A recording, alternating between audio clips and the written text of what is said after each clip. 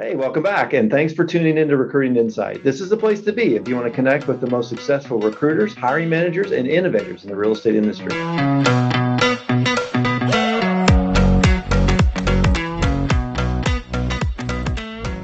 Hey, it's a great day to recruit, and today, Laurie Brill from Howard Hanna is going to stop by and talk with us about some of the great recruiting work that she's done during her career. If you've not met Laurie, prepare to be amazed. She has pretty much done it all. For the first 18 years of her career, she was a full-time high-performing realtor.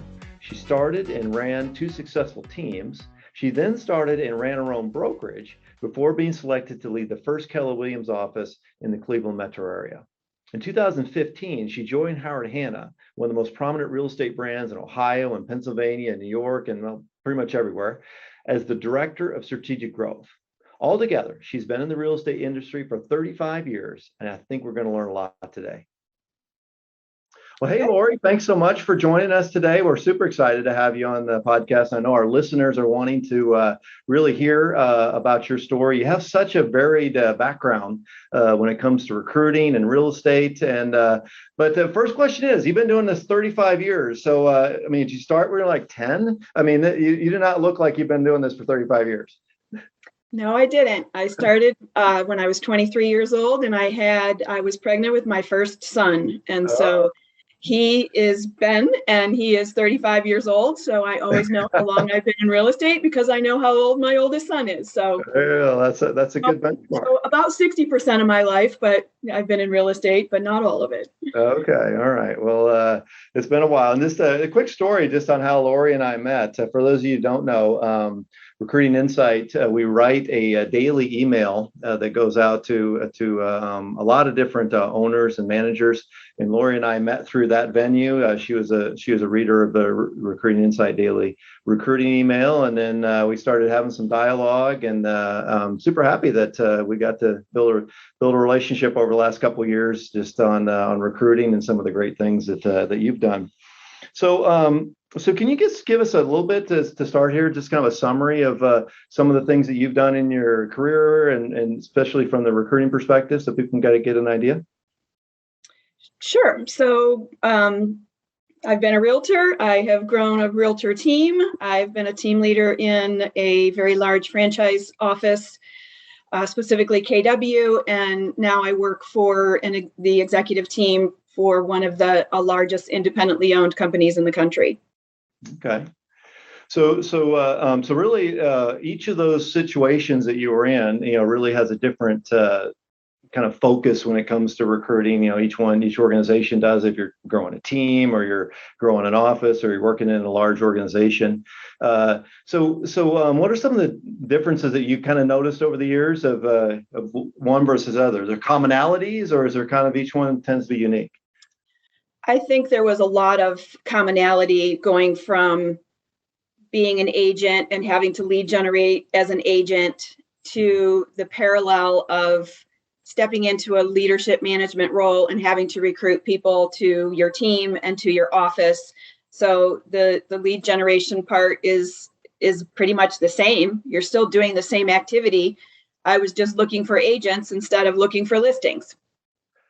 That's interesting. I've not heard too many people make that connection. I hear it in coaching sometimes that people who, particularly new managers who come into an organization, to have to lean upon those skills. But you feel like there's just a strong connection between those two, huh? I feel like yes. I had to do a lot of prospecting for the recruiting that we needed to do. We started a office with 10 agents, and we had to grow that as quickly as possible. We were in a market that no one had ever heard of us. So it was very much a, Keller Who situation. And I really needed to step into a recruiting position that I had never done before. So I just decided I need to do it the same way I did my lead generation, figure out what types of resources there were out there to get those leads, and then get really good at 2 or 3 or 4 of those recruiting resources, come up with a plan for each one of them, time block in order to do it, and then just was really focused on what I needed to do every month in order to, our minimum requirement was 6 to 15 agents a month, and it was very adamant that that had to be what your performance level was. So it was a lot of pressure, but I just, was very, really wanted to succeed, and we needed to, because we needed to get to profitability as soon as possible. I was when we opened our doors, I was the top producing agent, and we took me out of production and moved me into the team leader role. So I needed to, make up the production that we were missing from me being a non-competing manager. And it just required a lot of focus and doing a lot of different things and figuring out what worked and what didn't work, and just keep doing it over and over.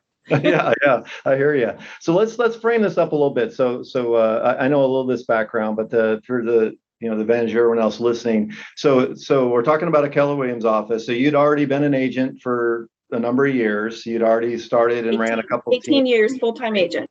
Okay, 18 years. So definitely had that experience.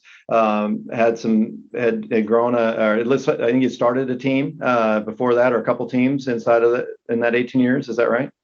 I had spent 10 years at Remax, so very familiar with that business model. And my broker one day just said, "Hey, I'm going to go in a different direction. If you want to work for my private company, you're welcome to." And I opted not to, and I opened up my own small little brokerage at that time, because I really I just didn't want to go to any of the other brands that were in my market area. So I thought, well, I'll just do my own thing for a while and see how this works. And it just happened that one of the agents that worked for me that I was mentoring and training knew somebody that was affiliated with Keller Williams on the east side of Cleveland, which is about an hour from my market area. And she asked if I would go meet with them. And I was like, sure. And, she says, well, they want me to meet with them, but I'm not going without my broker. So would you come with me? So I did. And I went into the room and quickly identified that there were quite a few people in that room that I had done real estate with, that were very highly respected people in the industry, and just became very interested in how their business model worked. Okay. So eventually we merged my small brokerage in with them, knowing that we would be opening and launching a office on the west side of Cleveland. Okay, so we did that with a small group of investors, with myself being one of them. Gotcha. So when you have your own money involved, you really want to succeed very quickly. It does make a difference, doesn't it? So it sounds like, just from what we just talked before, you started this process, the KW process, with about 10 agents, right? Yep. And then you grew this to how big was it by the time, over what time period this happened, and how big did you grow to with the KW office? So I stayed in the team leader role, and originally that wasn't the intent. I was just going to be an agent and an investor, and we couldn't really find the right fit for that position. So I volunteered to do it to do it temporarily until we found the right person. And that temporary position ended up being just shy of 4 years. So in that 4-year period, we, as I stepped back, we had 190 agents in the office. Okay, so that's I'm gonna let that sink in a little bit. So most people who are listening today, that's not even something that they really. It's like, what the heck? Okay, so you started at 10 agents. 4 years later, you have 190 agent. We know that a lot of real estate companies bring people in, lose them. To be able to net 180 agents in 4 years is remarkable. So let's dig into that a little bit. What obviously that means recruiting at the base level. So what were some of the processes here? What was your methodology to make that kind of growth happen? So it was a team effort. I can't take all the credit. Obviously, you have a staff and other investors and your own agents. So it was a team effort. But when I think about that time and how we did it, it was very purposeful and very focused recruiting activities. As I said, we had a huge desire to succeed, and it was much like the lead generation that I had been accustomed to as an agent. I time blocked, and I made sure that lead generation happened every morning, and my afternoons I saved for appointments. And it was I had an accountability partner. I had a coach. The coach was critical because I knew that, every morning they were going to ask me what's going on today, who you're calling, who are you meeting with? And then I knew every evening I was going to have a follow-up call saying, how did your calls go? How did your appointments go? So there was a lot of collaborative effort between the, my partners and, what was happening. The agents were coming on board. And as they were coming on board, they also needed trained. So I had to step into that training role as well. And then, be there, coach them up to their highest level. So there was a lot of different hats that I was wearing in addition to the recruiting. It was critical to leverage as much as I could. And I tend to want to have control of everything. So eventually I said, okay, I'm going to burn out really quickly if I don't leverage some of these things. So the things that aren't directly related to building those relationships with the agents, I, finally just leveraged off to my team, the behind the scenes things. We ran a very lean office. So there wasn't a lot of us, but there was enough of us to make sure that we could hit our recruiting goals every month, which were, we needed about 10 or 12 agents a month to fall through the funnel. Okay. So I'm hearing is we have a lot of focus. And you have a lot of either self-accountability or even accountability from a coach in this sense. So what would be the average? So if we want 10 agents a month, let's say that was your how many appointments did you need to set and have? How many times do you need to meet with somebody during the average week in order to make all that happen? So at that time, interestingly enough, we were just moving into when the market was really shifting. So the new licensees were a little scarce as compared to the co-broke agents that were already in the market. So there wasn't as many new people getting into the market. So it was a majority of co-broke recruiting, which I think is the most difficult for all of us to do. So it just started out with building relationships over and over and staying in touch with people. And the conversion rates were interesting because we had to track our calls.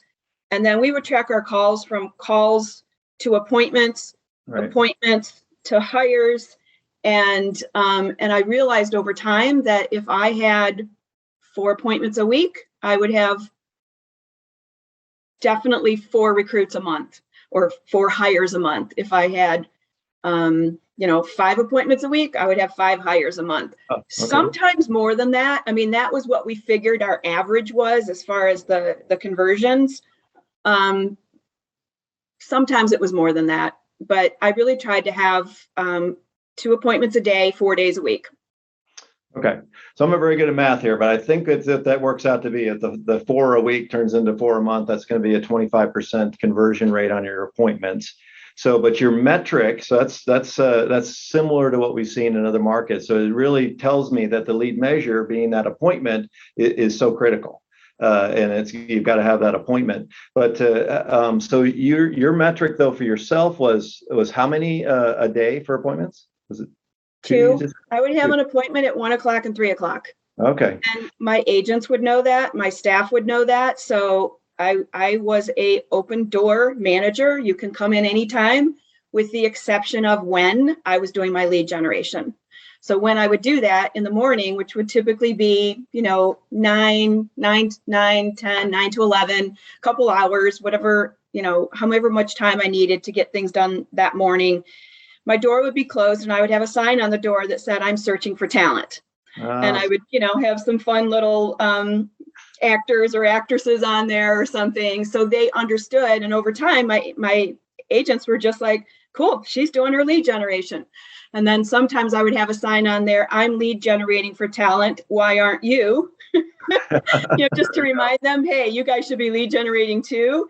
Yeah. But over time, the agents, appreciated what I was contributing to building their office. And they would just wait. I would say, "I'll be available at 10:30 or 11." And they would, come back in. And then 1 o'clock, 3 o'clock, I typically would have someone in my office that, I'm having a business consultation. I never really called it a recruiting appointment. It was always, let's get together and talk about what's going on in your business. I'd love to maybe give you some ideas that might help you take your business to the next level. Let's see what we can come up with. And the whole conversation was all about their business. I was able to develop a really nice list of solid questions that allowed me to navigate the conversation without ever saying anything about the company. You don't really have to bring up your company because eventually they will. They always do. Interesting. That's so what I hear, just as just to kind of boil this down, is you were very focused on lead generation in the morning. You had a quota for yourself of 2 appointments a day, and then really you knew if you would actually consistently do that you were eventually going to get your 10, 12 hires a month to go. Absolutely.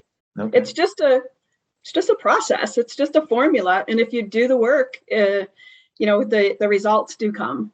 Okay.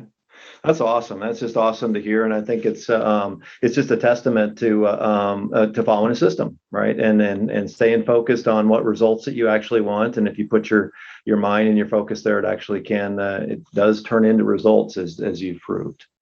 Well, let's pivot a little bit and talk about some of your work at Howard Hanna. So for those of you who don't know who Howard Hanna is, I don't think there's too many out there, but they're the 5th largest real estate company in the country. Laurie came on as their director of strategic growth in 2015, and they've done a heck of a lot of growing since then. They now have 13,000 agents and almost 500 locations. So, and a lot of that growth happened in the last 6, 7, 8 years. So what can you tell us about recruiting? And I know some of this, obviously, a lot of this growth happened through acquisition, but you still have to recruit. So what have you learned at Howard Hanna in your time there about recruiting? So it was a little bit, more of a traditional business model at Howard Hanna. So I had to switch gears a little bit and look at recruiting a little differently. The way they were approaching recruiting prior to my joining them was every individual sales manager was responsible to grow their office and, produce profit for their office. And I was really brought on board with the intent to help them build their recruiting systems, how to build a recruiting pipeline, how to increase their recruiting skill set, different scripts and dialogues that they could use to get the appointment. I wrote curriculum to, it was called Recruiting with Purpose, and it was a 2-day recruiting seminar that really helped them hone their recruiting skills. I dealt with the real estate schools that were a good resource for us for the new agents. And, it's really, I felt like it was pretty easy for them to bring on the new agent because we do have an exceptional training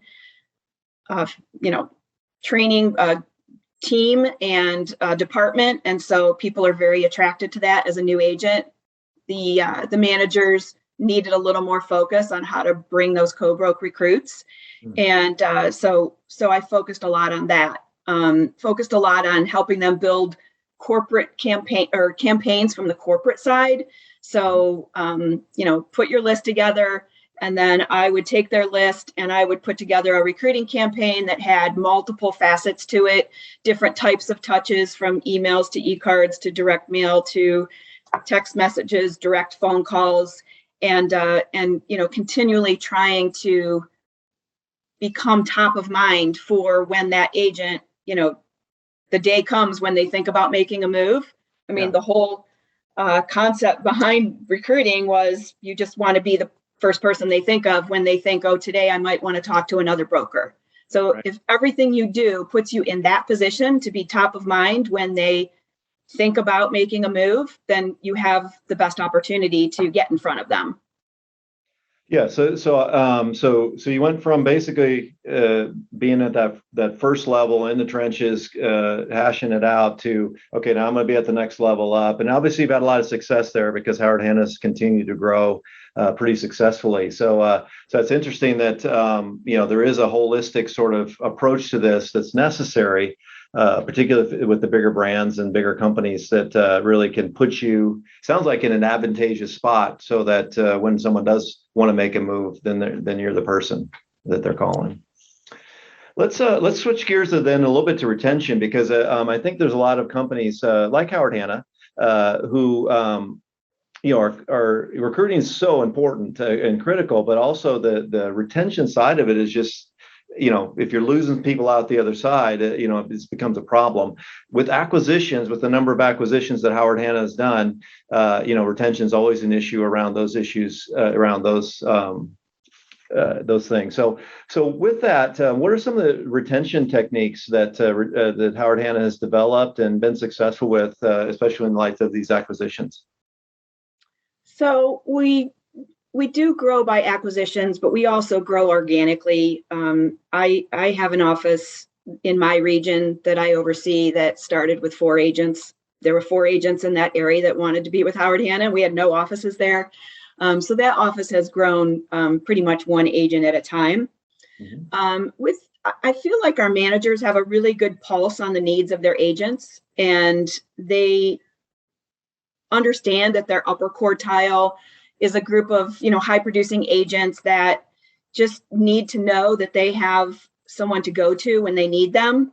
And then your middle quartile needs a little more effort. They need more business planning, more ideas on how to take their business to the next level.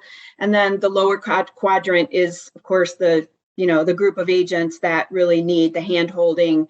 And I think our managers do a really good job of getting them up and running and in production and making money as quickly as possible. So that creates a loyalty factor, and they become engaged in our culture.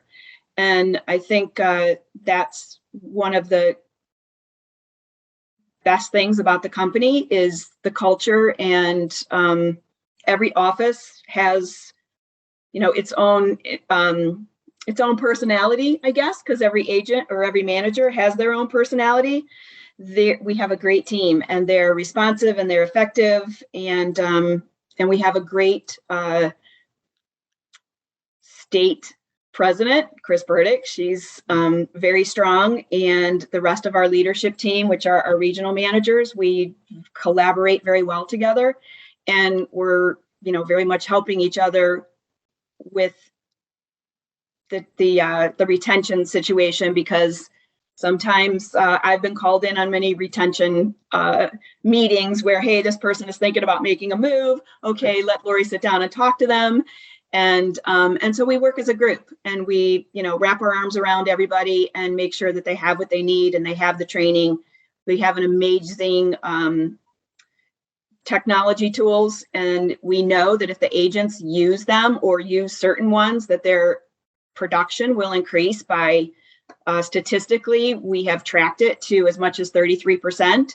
So if they're using our tools and they're engaged in our culture and our management team has wrapped their arms around them, there's not really any reason to leave or to go anywhere else. And what I'm hearing you say is there's all these different models out there. There's always going to be somebody that comes along with something that's shiny and new and different, but the big piece of this that underlines retention really is the culture of the company and the connection with the people that they're already engaged within their company. Is that right? I would say yes. Okay. And also, even at the end there, you said that, obviously you have to have great technology. Obviously it has to have a financial model that makes sense. Those are kind of givens. We don't want to ask agents to do something stupid.